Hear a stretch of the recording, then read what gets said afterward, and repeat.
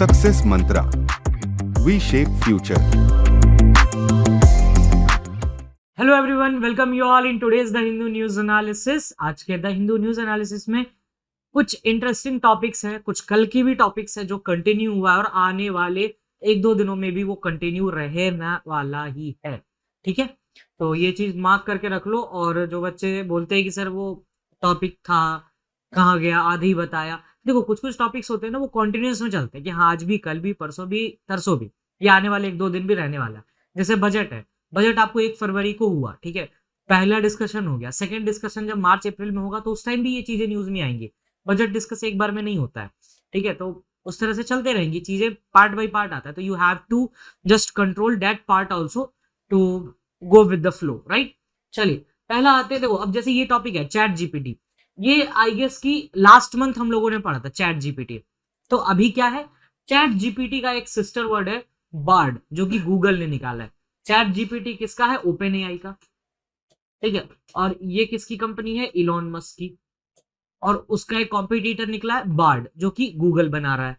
तो we have to study in the composition, कि इसको दोनों को एक साथ पढ़ेंगे, अलग अलग नहीं। Now quake deaths pass 6000 as Turkey Syria 6 survivors. देखो टर्की की बात सब जानते हो कि टर्की में अर्थक्वेक आया है। अर्थक्वेक को मेजर करने का जो स्केल होता है उसको रेक्टर स्केल, आउटडेटेड वर्ड है। और अभी कौन है, movement scale, movement magnitude scale, जिसको हम MW के नाम से भी जानते हैं। आप इस तरह से भी देखोगे, उसका साइन होता है MW, मूवमेंट मैग्नीट्यूड स्केल। तो वो आजकल का नया टर्म है। नेक्स्ट है हमारे पास the saga of spy balloon in US airspace. देखो इस टॉपिक को कराने का मेरा मन नहीं था बिल्कुल भी, बट आज द हिंदू ने टेक्स्ट एंड कॉन्टेक्स्ट में टॉपिक डाल दिया, एज एन ओपिनियन बेस्ड। तो हम क्या करेंगे, we will focus on the spy balloon concept, कि एग्जैक्टली स्पाई बलून का ओरिजिन क्या है, वर्ल्ड वॉर 1 वर्ल्ड वॉर 2 में जाना पड़ेगा इसके लिए। Next is Assam crackdown on child marriage, what does the law से। ये कुछ दिन पहले ही आई वाज वाचिंग इंस्टाग्राम, तो उसमें हिंदुस्तान टाइम्स का एक पोर्शन था, इसमें बहुत सारे चाइल्ड मैरिजेस से रिलेटेड बच्चे, मतलब उनको पकड़ पकड़ के बचाया जा रहा था। पेरेंट्स बहुत जोर से हल्ला कर रहे थे कि भाई छोड़ दो, हमारे बच्चे को छोड़ दो। इवन असम के जो सीएम है उन्होंने भी कहा था कि भाई हम चाइल्ड मैरिज का अगेंस्ट लॉ लाएंगे, हम एक्शन लेंगे। तो उसके रिलेटेड है, तो we have to study what exactly the child marriage thing is, ठीक है, और इससे रिलेटेड लॉ। ये है CAR T सेल थेरेपी, ये कैंसर से रिलेटेड है, कैंसर टी सेल थेरेपी। तो वो देखेंगे क्या है, और एक बार देखेंगे हमारे एग्जाम के पॉइंट ऑफ व्यू से क्या क्या इसमें आ सकता है। चलिए फर्स्ट टॉपिक है हमारे पास बार्ड, ये देख रहे हो, ये एआई है Bard, Google's answer to chat GPT. तो पहले हमें ये जानना है कि बॉस ये चैट जीपीटी है क्या आखिर, और ये बार्ड है क्या, ये क्या एग्जैक्टली किस चीज के बारे में। देखो दो बातें हैं, एक तो है आपका चैट जीपीटी, जिसको बहुत लोगों ने यूज भी किया होगा, करते भी हैं लोग, और एक है बार्ड। ये दोनों एक ही खेत के मूली हैं, दैट इज एआई। एआई का आपका फुल फॉर्म क्या होता है, आर्टिफिशियल इंटेलिजेंस। या आर्टिफिशियल इंटेलिजेंस का ही पार्ट है, बस डिफरेंस ये है कि चैट जीपीटी को बनाने वाला है ओपन एआई, ठीक है, और बार्ड को बनाने वाला है गूगल। इसका काम कुछ नहीं होता है, आप इस चैट जीपीटी पे जाके कुछ भी एक टर्म डालो, जैसे I want to know something about the surrogacy, तो हम क्या करेंगे, वहां पे सरोगेसी जाके लिख देंगे, और सरोगेसी से रिलेटेड जो भी आर्टिकल आएगा वो लिख के आपको दे देगा कि हाँ बॉस ये ले लो। और AI is far far more dangerous than what we can think, ऐसा एलन मस्क ने भी कहा था। ठीक है, तो ये एक ओवरव्यू पता चल गया होगी एग्जैक्टली ये चीजें हैं क्या, चैट जीपीटी और बार्ड। चलिए अब आते हैं इन्फॉर्मेशन पे, कि एग्जैक्टली क्या क्या इन्फॉर्मेशन हमारे एग्जाम पॉइंट ऑफ व्यू से इंपॉर्टेंट है। गूगल ने डिसाइड किया है कि वो एक चैलेंज आंसर करेंगे, माइक्रोसॉफ्ट बैक्ड ओपन एआई। तो इसको बैक कौन कर रहा है, माइक्रोसॉफ्ट, ठीक है। और ये जो एआई चैटबॉट है, ये आर्टिफिशियल इंटेलिजेंस चैटबॉट, तो माइक्रोसॉफ्ट के अगेंस्ट आया है गूगल बार्ड को लेके। Search giant confirm it will soon start public testing for a new AI chatbot of its own called Bard. इन्होंने अपना क्या नाम दिया है, Bard, based on the company's language model of dialogue LaMDA. ये इसी पे काम करता है, चैट जीपीटी हो, बार्ड हो, लैम्डा पे ही काम करेगा। नेक्स्ट है हमारे पास व्हाट इज चैट जीपीटी, क्योंकि चैट जीपीटी से रिलेटेड सिस्टर टर्म आया वो, तो इसका फुल फॉर्म है chat generative pre train transformer. इसको पहले से ट्रेन कर दिया गया है। जैसे होता है ना, अगर इफ यू हैव अ पेट, तो आप पेट को क्या करते हो, पहले उसको ट्रेन करते हो कि हाँ ऐसे बैठना है, ऐसे कहना है, या ये बोलेंगे तो ये करना है। तो ये सब चीजें होती है। वैसे ही चैट जीपीटी है, वो पहले से ट्रेंड आर्टिफिशियल इंटेलिजेंस है। उसको बताओगे हाँ इस टॉपिक पे लिखना है, वो अपने हिसाब से जो ट्रेनिंग मिला उस हिसाब से लिख के दे देगा कि बॉस ये लो, ये रही तुम्हारी बात। Technically chat GPT can be categorised a type of generative AI, generate करता है कोई चीज। What I told in the beginning कि सरोगेसी डालो, सरोगेसी लिखो, वो एक आर्टिकल ही जनरेट करके आपको दे देगा। Simple. A broad level that used to describe any type of artificial intelligence that can be used to create new text, images, video, audio, code और सिंथेटिक डेटा। तो आपकी इस तरह से भी क्वेश्चन बन सकता है, जब इस टाइप के क्वेश्चन बनते हैं ना कि chat GPT can not be used और कैन बी यूज्ड फॉर, इस तरह से कुछ भी रहेगा। ऑप्शन आ जाएगा आपको इमेजेस, बी में वीडियो, सी में न्यू टेक्स्ट या डी में ऑल ऑफ द अबव। तो भाई ये सभी चीजों के लिए यूज किया जाता है। ठीक है, तो ये याद रखना, इसमें सब चीज है, टेक्स्ट भी है, इमेज भी है, वीडियो भी है, ऑडियो भी है, कोई कोड भी है या फिर सिंथेटिक डेटा है तो वो भी है।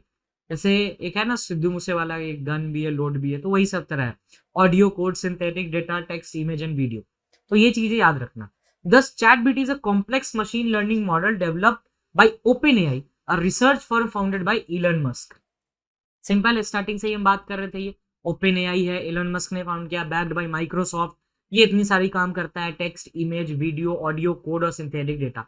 ये 6 चीजें याद रखना, ये इंपॉर्टेंट है। क्वेश्चन अगर थोड़ा घुमाने का कोशिश किया जाएगा तो ये घूमेगा कि मैक्स ये किस में है किस में नहीं है, या फिर कोडिंग में आ जाएगा। अगर आप लोग के एग्जाम में कोड आता होगा तो, जिस भी एग्जाम की बात हो रही है, सिंपल अगर स्लैट एमएच सेट की बात करो तो उसमें डायरेक्टली आपसे पूछा जा सकता है कि इसमें से किस पे फंक्शन करता है या किसके लिए फंक्शन नहीं करता है। ठीक है, ज्यादा से ज्यादा पूछा जाएगा बैक्ड बाई किस से, तो माइक्रोसॉफ्ट और OpenAI, और ये इसका रिसर्च फाउंडर कौन है, इलन मस्क। ठीक है, चलिए नेक्स्ट आते हैं। It is built on a large language model LLM, और वो लैम्डा पे बिल्ड है और ये LLM पे बिल्ड है, called GPT-3 generative pre train transformer 3। अब आते हैं बार्ड। बार्ड कौन बना रहा है, गूगल बना रहा है, और ये किस मॉडल पे बेस्ड है, लैम्डा मॉडल। ये इंफॉर्मेशन ड्रॉ करता है वेब से to provide fresh and high quality responses. और वो क्या कर रहा था, वो जनरेट कर रहा था। जैसे देखो दो तरह की बातें होती है जनरेट करने का, मतलब लेट सपोज कि मैंने आपको एक टॉपिक बोला सरोगेसी, सरोगेसी पे रहते हैं क्योंकि भाई स्टार्टिंग से ही चल रहा है।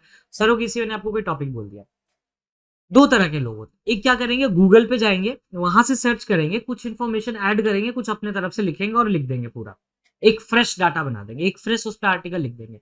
दूसरा पर्सन क्या कर सकता है, सरोगेसी, उसने कहीं ना कहीं पहले पढ़ रखा है या उसकी खुद की नॉलेज है, तो वो क्या करेगा, एक बढ़िया बनाएगा और एक नया बनाएगा पूरा, जो शायद कहीं ना मिले, और एक बनाएगा जो आपको वेब से या फिर 10 तरह की साइट से निकाल के एक नया चीज तैयार किया जाएगा। तो ये दो एस्पेक्ट्स हैं इसके, तो ये तो याद रखना, एक जनरेटिव है और एक वेब बेस्ड है। ठीक है, नेक्स्ट है, in short it will give in depth conversational and essay tile answer just like the ChatGPT does right now. A user will be able to ask Bard to explain new discoveries from NASA James Webb, 9-year-old, learn more about the best strikers in football। ये सब क्या क्या example से क्यों क्या बता सकता है आपको। इस बार्ड बेटर देन जीपीटी, तो वो पहली बात तो ये है कि बार्ड मार्केट में भी आया नहीं है, तो उस पर कमेंट करना is not too good at this time. ठीक है, बार्ड बिल्ट है ट्रांसफॉर्मर टेक्नोलॉजी पे, which is also the backbone of Chat GPT. Transformer technology pioneered by Google and made open source in 2017। यानी जिस टेक्नोलॉजी पे ये बना हुआ है वो 2017 में ओपन सोर्स हुआ था। Currently Bard looks a limited roll out, obviously limited ही है, जब वेब बेस्ड हो जाएगा तो ये थोड़ा बहुत लिमिट हो जाएगा, बट इसे मार्केट में आने दिया जाए, उसके बाद इसके प्रोज एंड कॉन्स को will discuss it more. Nice, next topic है हमारे पास, quake deaths pass 6000 as Turkey seeks Russia seeks survivors. देखो आज ये टॉपिक क्यों किया सब, कल तो डिस्कस कर लिए थे, जिन्होंने कल नहीं देखा उनका क्या होगा, एक बार जाके वीडियो देखना है, क्योंकि हम बार बार एक ही चीज को पढ़ने से चीजें मोनोटोनस होंगी, और जो रोज रोज देख रहे हैं ना उनके लिए थोड़ा सा एक प्रॉब्लम होगा। But I will advice you कि कल का वीडियो देखो, उसमें सारी चीजें क्लियर हो जाएंगी, इट्स माई प्रॉमिस। देखो अभी क्या हुआ है कि टर्की में भूकंप आया, ठीक है, जिसे आप कहते हो अर्थक्वेक या हम कहते हैं अर्थक्वेक। ठीक है, अच्छा अर्थक्वेक ना मेजर किया जाना, ये इसकी मैग्नीट्यूड बहुत थी, 7.8 की मैग्नीट्यूड थी पहले, मतलब कुछ टाइम पहले तक हम इसे मेजर करते थे रिक्टर स्केल से, रिक्टर स्केल। ठीक है, Richter scale was the standard scale जिसका हम यूज करके अर्थक्वेक का इंटेंसिटी देखते थे कि भाई कितने का था। अब हम यूज करते हैं movement magnitude scale. Movement magnitude scale जो है आपका वो थोड़ा सा अच्छा है, मतलब एक होता है नहीं कि बेटर देन बिफोर। ये आपका मैक्स टू मैक्स 5.8 से 7 तक का देखता था, उससे ज्यादा नहीं देख पाता था। और ये even the smallest and the largest देख पाता है, मूवमेंट मैग्नीट्यूड स्केल। तो ये याद रखना, ये एक इंपॉर्टेंट एस्पेक्ट है यहाँ पे। कल हम लोग ने ये भी देखा था कि कैसे अर्थक्वेक आता है, क्या प्लेट होते हैं, कौन कौन से प्लेट इसमें मूव किए थे, तो उन सबको हम लोगों ने बारी बारी से देखा। आज थोड़ा सा टर्की देख लो कि टर्की एग्जैक्टली है कहाँ पे, ये इसका ज्योग्राफिकल लोकेशन भी इंपॉर्टेंट है, पहले पूछा जा चुका है एग्जाम में। तो ये रहा टर्की, और जिनका स्टैटिक पोर्शन है साथ साथ क्लियर हो जाएगा। ये रहा आपको ब्लैक सी, मतलब टर्की के नॉर्थ में ब्लैक सी है, तो it is a not a land lock country, ठीक है। इधर है आपको सी ऑफ मरमरा, ठीक है, और इधर है एजियन सी, ठीक है। ये आपका रशिया वाला पार्ट, बल्गारिया वाला पार्ट, और नीचे इधर से सीरिया आ जाएगा, ठीक है। और ये टर्की वाला हो गया, इतना काफी है कि ब्लैक सी याद रखना, ब्लैक सी के आसपास क्या क्या है। चलिए नेक्स्ट आते हैं। नेक्स्ट हमारे पास है, अच्छा ये आज क्यों पढ़ रहे हैं, आज हमारे पढ़ने का ये कारण है क्योंकि कल इंडियन गवर्नमेंट ने टर्की में एनडीआरएफ की टीम भेजी कि भाई हम लोग आपकी सहायता करेंगे, आपका थोड़ा सा बुरा वक्त चल रहा है, तो we are there to help you, we are here to help you out, कि आप हमें बताइए, I will help you, sure we will help you.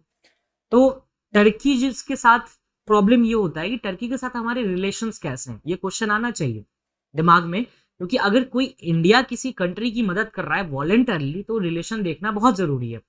होता है ना कि आप किसी की हेल्प करते हो तो आप ये देखते हो भाई रिलेशंस किसके साथ अच्छे हैं हमारे, तो विल गो फॉर दैट। वैसे ही टर्की के साथ है, बट टर्की के साथ हमारे रिलेशंस अच्छे नहीं है। जो भी लोग ये बोल रहे हैं कि टर्की दोस्त है हमारा, या फिर जो इस टाइम का टर्की की तरफ से भी जो स्टेटमेंट आया कि दोस्त हैं हमारे, तो दोस्त ही तो बुरा वक्त में साथ आता है। बट ये बता दे कि टर्की के प्रेसिडेंट ने साहब ने ही कश्मीर के अगेंस्ट बोला था इन द यूएनजी, जनरल असेंबली में उन्होंने बोला, कश्मीर के बारे में भी बहुत कुछ बोला था। और इवन उन्होंने ये भी कहा था कि आप जो कश्मीर को जो फ्री कराने के लिए जो लोग वहां खड़े हैं, जो बैठे, जिन्हें हम मिलिटेंट्स या टेररिस्ट बोलते हैं, आप हमारे यहाँ बेस बनाइए। तो इस ऐसे पर्सन को दोस्त कहना कि हम बहुत पुराने दोस्त हैं, गलत है। हाँ देखो, इंटरनेशनल लॉ में एक चीज होती है, there is no permanent friend and there is no permanent enemy. तो there is good thing that we are doing, we are trying to better our relationship और strengthen our friendship with Turkey, that is very different thing. But ये बात बोलना कि historical point of view से बहुत अच्छा है, तो नहीं है, 2 साल पहली बात है, इतनी जल्दी मत भूलो। इंडिया ने एक एनडीआरएफ की टीम भेजी है। एनडीआरएफ क्या है, नेशनल डिजास्टर रिस्पॉन्स टीम, ठीक है। और ये मेडिकल सप्लाईज और क्वेक हिट टर्की को प्रोवाइड करेगा। अब देखना इंपॉर्टेंट ये है, इंडिया और टर्की के बीच के रिश्ते कैसे हैं, ठीक है। चलिए बैकग्राउंड क्या है, इंडिया का diplomatic relation with Turkey start हुआ 1948 में, ये याद रखना, क्योंकि मैक्सिमम कंट्रीज के साथ हमारे डिप्लोमेटिक रिलेशंस या तो 1947 में शुरू हुए, द इंडिपेंडेंस डे, या फिर 1950 के बाद से शुरू हुए, रिपब्लिक डे के बाद से। 1948 में हुआ था टर्की के साथ। सम स्पॉडिक टेंशंस हुए हमारे बीच में, क्योंकि टर्की का most of the time support Pakistan के साथ रहा है। सपोर्ट्स और पाकिस्तान और कश्मीर पे उनका स्टैंड, इन्होंने कहा था कि it is a problem area between two countries, ठीक है। और वही होता है कि देख लो, जब प्रॉब्लम हुई तो साथ कौन दे रहा है, इंडिया या पाकिस्तान। तो बाइलेटरल ट्रेड एग्रीमेंट बिटवीन, यानी कमर्शियल ट्रेड सम एग्रीमेंट इंडिया और टर्की के साथ कब स्टार्ट हुआ, 1973 ऑनवर्ड्स।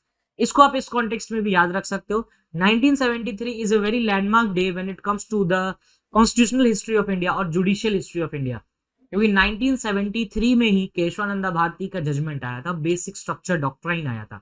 अब जिन्हें नहीं पता बेसिक स्ट्रक्चर डॉक्ट्राइन, वो क्या करेंगे, बेसिक स्ट्रक्चर डॉक्ट्राइन का जो पहला वीडियो है वो देख के खत्म करो, नहीं तो प्रॉब्लम आपके लिए। Major Indian exports to Turkey, कौन कौन सी चीजें हम एक्सपोर्ट करते हैं, petroleum products, auto components, parts, manmade yarn, fabrics, aircraft, spacecraft parts etcetera. इसमें इंपॉर्टेंट ये है, ऑटो कंपोनेंट्स, मैनमेड यार्न और फैब्रिक्स, ये हम टर्की एक्सपोर्ट करते हैं। इंपोर्ट्स टर्की से क्या क्या आता है, तो industrial machinery, broken unbroken poppy seeds, ये इंपॉर्टेंट है, poppy seeds, machinery, iron, articles, inorganic chemicals, granite, marble, ये हम टर्की से लेते हैं। और festival in India, cultural relation देखें तो इंडिया में India in Turkey, India by the Bosphorus was held in the March April में। इंडिया में टर्की का एक फेस्टिवल है बॉस्फोरस, वो हुआ था 2019 में और दिखाया गया था Indian dance, music, food, fashion in major cities in Turkey. ठीक है, नेक्स्ट देखते हैं, Indian council for cultural relation भी स्पॉन्सर कर चुका है गुजरात फोक डांस ग्रुप को, जिसका नाम है सप्तक, जो कि बुरसा विजिट करने गए थे टर्की में on the 34th international golden Karagoz folk competition in 2022। तो ये भी इंपॉर्टेंट है, अगर टर्की के एस्पेक्ट से आपसे क्वेश्चन पूछा जाएगा तो आपसे आईसीसीआर पे भी क्वेश्चन पूछा जाएगा, Indian council on cultural relationships, और ऐसे पूछा जा सकता है कि कौन सा ऐसा डांस ग्रुप है जिसको भेजा गया था बुरसा टर्की, तो भेजा गया था किसको, सप्तक को। That is a folk dance, Gujarati folk dance. Challenges in the relationship, पहला है टर्कीज स्टैंड ऑन कश्मीर, इनका बहुत गंदा स्टैंड रह चुका है। प्राइम मिनिस्टर है एर्डोगन साहब, उन्होंने क्रिटिसाइज किया था इंडिया को कि आप रिजॉल्व नहीं कर पा रहे हो पाकिस्तान के साथ इशू अपना कश्मीर पे, ठीक है, इन्होंने ये चीज बोली थी। दूसरी, एब्रोगेशन ऑफ आर्टिकल 370, जब 370 हटाया गया तो फिर भी इंडिया और टर्की के टाइज थोड़े कमजोर हुए थे क्योंकि Turkey was with the support of Pakistan. ठीक है, नेक्स्ट है Turkey has first emerge as a hub of anti Indian activities. Turkey ने सिंपली बोला था 3 प्रोपेगेंडा अप्रोच में कि Kashmiri journalist employment, next providing scholarship to Indian Muslims, ये अब रिलीजन पे बांटने की कोशिश किए थे, एनजीओ को फंड कर रहे थे इंडियन मुस्लिम्स के एनजीओ को। टर्की ने एनकरेज किया था रेडिकल कश्मीरी यूथ्स को, जिन्हें we call as a militants, to shift base to Istanbul and Ankara, Ankara is the capital, ठीक है, अंकारा कैपिटल है टर्की का। उन्होंने कहा था कि जो कश्मीरी मिलिटेंट्स हैं, जो यूथ्स हैं, जिनको लगता है कि हाँ कश्मीर आजाद होना चाहिए, वो अपना बेस जो है इस्तांबुल और अंकारा शिफ्ट कर लीजिए, यहां तक बोली गई थी बात। तो टर्की के साथ रिलेशंस कोई खास अच्छे नहीं रहे हमारे, बट हाँ it's good that we are doing and we are trying at least from our side कि हाँ भाई अच्छे हो जाए रिश्ते, लेटर ऑन देखते हैं क्या होता है। नेक्स्ट है हमारे पास the saga of a spy balloon in US पे एयर स्पेस। देखो ये है क्या, एक स्पाई बलून है, एक बलून होता है उसके अंदर कैमरा लगा होता है छोटा सा, चाइना से ये बलून उड़ता है, यूएस आ रहा था, उड़ा दिया जाता है बीच में और उसके कारण विजिट कैंसिल हो जाता है। जब भी यूएस और चाइना की बात आएगी, एक छोटा सा बीच में नेशन आता है, या देखिए कह लीजिए कि चाइनीज टेरिटरी आती है, देखो इस तरीके से, चाइना, ताइवान, ये दो याद रखें, चाइना एंड ताइवान, क्योंकि ताइवान को हमेशा से सपोर्ट मिला है यूएस का, जो कि चाइना को पसंद नहीं आया। लास्ट ईयर जब US house secretary Nancy Pelosi ma'am आई थी, नैन्सी पिलोसी मैम आई थी ताइवान, तो फिर प्रॉब्लम हुआ था एंड वी हैव सीन कि कितने ज्यादा क्लेश हुए थे। इस बार भी देखते कुछ ना कुछ तो उठेगा ये रहा आपका चाइना। जब वर्ल्ड मैप देखोगे तो ध्यान से देखना, ऊपर कनाडा, यूएस, यहाँ पर मेक्सिको आ जाता है आपको, ये नॉर्थ अमेरिका का पार्ट है, ये साउथ अमेरिका का पार्ट है ना, इस तरह से बढ़ता है मैप में। इधर अलास्का हो गया, इधर ग्रीनलैंड हो गया, ऐसे बहुत सारे कंट्रीज पड़ जाते हैं। अब यहाँ से कनाडा है, ठीक है, चाइना है, सॉरी ये चाइना, और ये जो पार्ट आपको दिख रहा है ना, ये वाला पार्ट स्ट्रेट लाइन, ये हिंदू में देखना, ये जो स्ट्रेट लाइन दिख रहा है यही है आपका ताइवान, जिसका पुराना नाम है आइलैंड ऑफ फॉर्मोसा। ठीक है, ये नाम याद रखना, आइलैंड ऑफ फॉर्मोसा, ये नाम याद रखना। और इसके बाद हमारे पास ये अलास्का, ये बताया ही जस्ट अभी, तो ये आ रहा था इस रूट से यूएसए। फेब 1 को क्या हुआ था, Montana, the balloon was spotted over the city. किस सिटी के ऊपर बलून स्पॉट किया गया, मोन्टाना सिटी, क्योंकि ये सब चीजें न्यूज़पेपर में थी, वो कटिंग को ही मैंने यहाँ पर लगाया स्पेशली, तो अगर न्यूज़पेपर साथ साथ देख रहे हो तो बहुत हेल्प हो जाएगी। Montana City at the Malmstrom Air Force Base, ठीक है, इसको देखेंगे, इसका आया हुआ जूम्ड इमेज, तो इसको अभी यहाँ पर नहीं देखेंगे। Shoot down and F-22 raptor fighter jet took down the balloon by firing a short range AIM-9X sidewinder missile. तो कौन लेके आया, F-22 रैप्टर, एक रैप्टर हमारा नीचे आ गया है ना। हाई एल्टीट्यूड सर्विलांस बैलून, तो इसके बारे में भी हम आगे देखेंगे, यहाँ पर मत देखो, यहाँ पे कुछ खासा मजा नहीं आएगा। तो बस मोन्टाना याद रखो, ताइवान याद रखो, आइलैंड ऑफ फॉर्मोसा याद रखो, ट्रेजेक्टरी याद रखो कि चाइना फिर यूएस आया, अब यूएस है, तो जब यूएस का मैप देखिएगा ना, जब यूएस का मैप देखिएगा तो काफी इंटरेस्टिंग सा मैप है। देखो अगर मेरी ड्राइंग अच्छी है तो प्लीज बियर इट, इस तरह से कनेक्ट होता है। इधर ये 7 कंट्रीज है छोटी छोटी जो कनेक्ट करती हैं, ये है आपका नॉर्थ अमेरिका, ये है आपका साउथ अमेरिका, जिसमें आपको ब्राजील, अर्जेंटीना, चिली ये सब आ जाता है। इधर साइड चिली आ जाएगा, अर्जेंटीना, ब्राजील, ऐसे बहुत सारे कंट्रीज बन जाते हैं, है ना। यहाँ ब्राजील आ जाता है, यहाँ आपके इक्वाडोर आ जाएगा आपको, फिर उसका पेरू आएगा, कोलंबिया आएगा, बहुत सारे कंट्रीज ऐसे ऐसे। फिर यहाँ पर आ जाओ आप, ये 7 कंट्रीज हैं, है ना, जैसे ग्वाटेमाला हो गया, या फिर आपको एल सल्वाडोर हो गया, ये सब इधर आ जाता है।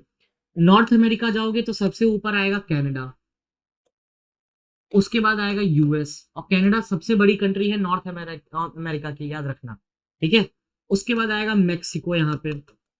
इधर साइड पे थोड़ा सा चले जाओगे तो अलास्का आ जाएगा, यहाँ चले जाओगे तो ग्रीनलैंड आ जाएगा।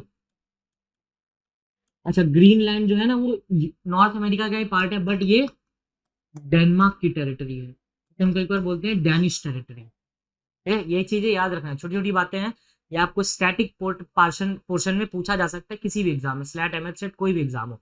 तो कनाडा याद रखना, इतना छोटा तो याद रख ही सकते हो, उसमें तो ज्यादा कुछ है भी नहीं है, रॉकेट साइंस है ना। चलिए, बाकी अगर किसी को ना समझ में आए तो एक बार कमेंट सेक्शन में मेंशन करना, हम कल डिस्कस करेंगे इसको फिर डिटेल में। ये आपका बलून है, ये देखो कैसे होता है, यहाँ पर इसको लॉन्च किया गया। अच्छा, ये लॉन्च जब हो रहा है ना तो एक चीज ध्यान से देखना, यहाँ पर जो है छोटा सा यहाँ पर स्पाई कैमरा लगा हुआ है, एक स्पाई कैमरा लगा है छोटा सा। अब ये क्या होगा, 40,000 फीट पे ये जाएगा, थोड़ा सा फूलना शुरू होगा। यहीं से एक चीज हम पढ़ेंगे कि इसकी रेंज कितनी जाती है, 45,000 फीट पे है, फिर उसके बाद 75,000 फीट U2 स्पाई प्लेन, फिर उसके बाद 80,000 से 1 लाख फीट तक जाएगा ऑपरेशनल हाइट। यहां से ये स्पाई करेगा, ऑपरेशनल हाइट पूछी जाएगी तो 80,000 से 1 लाख फीट होगी, याद रखना, ऑपरेशनल हाइट। अब इस हाइट पे जाके ये कैमरा जो है वो स्पाई करेगा, ये आपका कैमरा है ना, ये कैमरा है। अब ये कैमरा किस पे चलता है, बैटरी वैटरी पे नहीं चलेगा, ये चलेगा सोलर पैनल्स प्रोवाइडेड पावर। यहाँ पर सोलर पैनल्स लगे हुए देखो, चारों तरफ लगा है, एक यहाँ भी लगा है और एक इधर साइड भी लगा है। और ये रडार होता है, sensor inside provide the payload और इमेजिंग थर्मल कैमरा, और कैमरा होता है जो आपको यहाँ पर सभी चीजें बताएगा। इसको शॉट डाउन कर दिया गया। ये चाइनीज था, लेकिन बीजिंग ने कहा है कि नहीं ऐसा कुछ नहीं है, हमने नहीं भेजा था। तो किसने भेजा भाई, तुमने नहीं भेजा तो ताइवान भेजेगा, ठीक है। तो इतनी सी बात थी कैमरा के बारे में। नेक्स्ट है हमारे पास लास्ट वीक, ये अभी सारी बातें कर ली हम लोगों ने। ताइवान ने कहा है कि पीएलए के हैं, पीपल्स लिबरेशन आर्मी के, वो स्पाई बलून्स उन्होंने पास्ट में भी यूज कर रखा है, वर्ल्ड वॉर तो पुराने खिलाड़ी हैं वो लोग। देखो, सर्वेलेंस एटीट्यूड अभी जस्ट पढ़ा, 80,000 से 1,20,000 फीट, वो 1 लाख तक जाता है। नेक्स्ट है, इसकी यूज पहली बार फ्रेंच रिवॉल्यूशन के टाइम पे हुई थी 80th सेंचुरी में। Balloons were used to provide a bird's eye view of the battlefield. जैसे अभी तो ड्रोन है, उस समय ड्रोन था नहीं 18 सेंचुरी में, तो वो क्या करेंगे, तो बलून के नीचे कैमरा लगा दिया, ऊपर उड़ा दिया, तो पता चल जाता है कि अच्छा कहाँ कहाँ पर लोग हैं। ये बड़ी इंटरेस्टिंग चीज है, क्या आप पता कर सकते हो कि बेस पे कितने लोग हैं। कि जैसे नीचे से ऊपर देख रहे हो कितने लोग दिखेंगे, मैक्स ऊपर के 12-15 दिख जाएंगे, बट ऊपर से जब जाके देखोगे गैस बलून या एयर बलून पे सोच लो, या कभी फ्लाइट में बैठे हो तो फ्लाइट से जब नीचे देखोगे तो पूरा व्यू दिखता है, तो वहीं से वो पूरा व्यू पता चलेगा कि अच्छा 50,000 लोग हैं, ये 10,000 लोग हैं। नेक्स्ट है, with their being a documented evidence, इनका डॉक्यूमेंटेड एविडेंस भी है, और किस बैटल का है, बैटल ऑफ फ्लूरस 1794, याद रखना, डॉक्यूमेंटेड एविडेंस, बैटल ऑफ फ्लूरस। अच्छा, इसमें आगे भी अमेरिकन सिविल वॉर और वर्ल्ड वॉर 1 में भी इसका थोड़ा बहुत यूज देखा गया है। नेक्स्ट आते हैं, during world war 2 as technologies evolve and balloons could be pushed to higher altitudes, there used evolve, मतलब धीरे धीरे धीरे डेवलप की टेक्नोलॉजी। तो यूएस टेरिटरी ने भी बलून्स यूज कर लेकर फ्लोट जेट स्ट्रीम और एयर करंट्स का यूज करके। After the war US military ने एक्सप्लोर करना शुरू किया इस चीज पे, और जो एक्सप्लोर कर रहे थे वो बलून पे, उस प्रोजेक्ट का नाम था प्रोजेक्ट जेनेट, याद रखना ये प्रोजेक्ट जेनेट, ठीक है। 1950s के बाद उसके बाद भी आगे भी ये चीज चली, US military spy investigating the use of filed spy shortly after the world war 2, और ये मतलब प्रोजेक्ट जेंट्रिक्स था, ये जेनेट कह लो या जेंट्रिक्स कह लो, मैसिव ऑपरेशन हुआ। Next is about is from the Express और Assam crackdown on child marriage. देखो, जब भी चाइल्ड मैरिज की बात आएगी तो 2-3 चीजें हैं, एक जहां पर आपको प्रॉब्लम हो सकता है और जहां पर प्रॉब्लम होना भी चाहिए, तो पहले हम उस बारे में बात कर लेते हैं। Just wait. तो हमारा मेन अभी टॉपिक है चाइल्ड मैरिज, ठीक है। चाइल्ड मैरिज बेसिकली इंडिया में दो तरह से चीज डील होती है। गर्ल चाइल्ड की एज कितनी होती है एडल्ट की, 18+ ईयर्स, और मेल की या बॉय की 21+ ईयर्स। लड़कियां जल्दी समझदार होती है, इसका मतलब लड़कों से, है ना। चलिए, गर्ल चाइल्ड, ठीक है। 21 और 18 देख लें, ये मैरिज एज है चाइल्ड मैरिज की। इससे नीचे अगर शादी होता है चाइल्ड मैरिज। एक सेक्शन होता है, कभी ध्यान दिया होगा आपने, सेक्शन 375 ऑफ आईपीसी, ये डील करता है द कॉन्सेप्ट ऑफ रेप से। रेप के कॉन्सेप्ट से ये सेक्शन डील करता है। प्रॉब्लम ये है कि इस सेक्शन में एक बात की गई कि अगर कोई लड़की 16 साल की है, ठीक है, अगर कोई लड़की 16 साल की है और या फिर 16 साल से नीचे, 16 साल की है, 16 साल से नीचे है और उसकी शादी हो जाती है। अब क्योंकि सेक्सुअल इंटरकोर्स तो 18+ पे है, लीगल एज चाइल्ड मैरिज की। मैरिज के बाद सेक्सुअल जो इंटरकोर्स होगा वो लीगल एज 18+ है, 18+ इज द लीगल एज। उसके नीचे रेप, सिंपल। लेकिन 16 ईयर्स की, अच्छा, रेप लॉ में एक बड़ी इंटरेस्टिंग बात है कि अगर कोई फीमेल 18 ईयर्स से नीचे है, ठीक है, and she involves in a consented sexual intercourse, then also वहां पर रेप के चार्जेस लग सकते हैं, जैसे किडनैपिंग या एबडक्शन में होता है, डिपेंड ऑन द, ये फिर सर्कमस्टांसेस भी बहुत सारे चीज आ जाते हैं इसके बाद। चलिए अब अपने टॉपिक पे आते हैं। 16 ईयर से नीचे, ये एक्सेप्शन है इसका 375 में, कभी मन हो तो आईपीसी की बेयर एक्ट उठाना और सेक्शन 375 के सबसे लास्ट में चले जाना, ये चीज मिल जाएगी कि 16 साल की लड़की, उसकी शादी हो चुकी है, तो वो चाइल्ड मैरिज तो चलो हो गई, but when it comes to the rape, तो it will not amount to rape. अगर वो 16 साल से नीचे है और उसकी शादी हो जाती है, child marriage is the different thing, I am excepting कि वो ऑफेंस हो जाएगा चाइल्ड मैरिज में, but that will not be considered as an offence of rape. लेकिन अनमेरिड केस में ये चीज पलट जाती है, ये चीज नहीं होता, ठीक है। चलिए देखते हैं, why news few days Assam में से अरेस्ट वेस्ट हुए हैं। अच्छा, चाइल्ड मैरिज जो ये एज है ना, ये जो एज मैंने बताई है, चाइल्ड मैरिज एक्ट 2006 के तहत आई थी, और उसके बाद पॉक्सो भी है, prevention of children from sexual offences act 2012।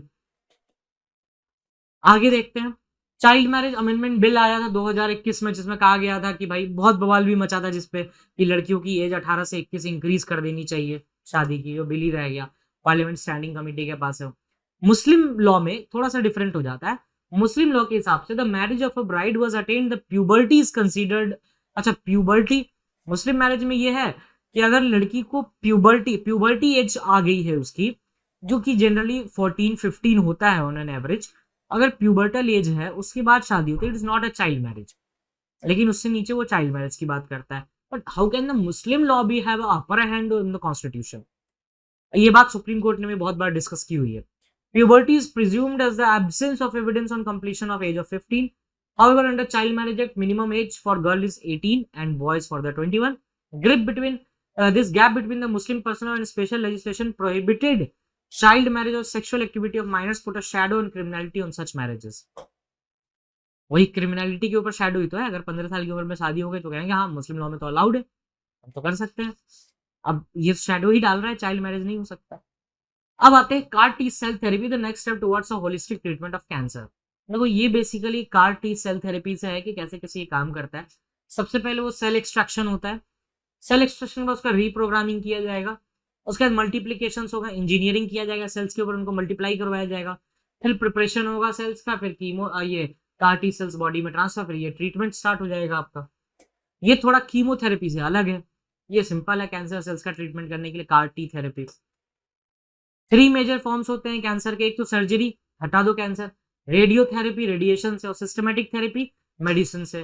Car T cells antigen receptors होते हैं, बेसिकली वो कलेक्ट करके और फिर उस पर ट्रीट किया, सेल्स पे इंजीनियरिंग कराई गई, मतलब सेल्स के ऊपर काम किया गया और देखा गया कि जो बेस्ट सेल्स होंगे उनको हम आगे ट्रांसफर कराएंगे, फिर उसके बाद में ट्रीटमेंट स्टार्ट किया। ये मॉडिफाई किया जाता है लेबोरेटरी एक्टिविटी से। मॉडिफाइड सेल वापस से पेशेंट में इंड्यूस करा दिया गया ब्लड स्ट्रीम में, जो कि इफेक्टिव होता है।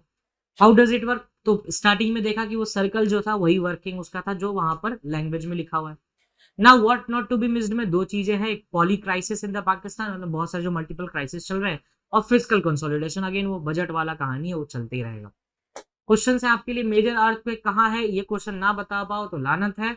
नेक्स्ट आते हैं, what is the sanction strength of the supreme court. बहुत इजी क्वेश्चन है, एक बार एमएच सेट ने भी पूछा था। पॉप क्वीन बायंस, ये कल ही देखा था हम लोगों ने, उसके बारे में जब हम पढ़ रहे थे ग्रेमीज के बारे में। फोर्थ है मेजर अर्थक्वेक, ये अगेन रिपीटेड क्वेश्चन है आपका।